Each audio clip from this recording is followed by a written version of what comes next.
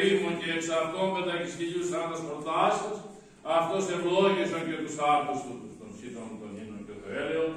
Και αυτό θα η Αγία Εκκλησία ενωρεί ακόμη περίπου ταύτη εντυσικής των εορταζόντων και προσφερόντων τους άρτους του, και τον κόσμο σου άπαντη.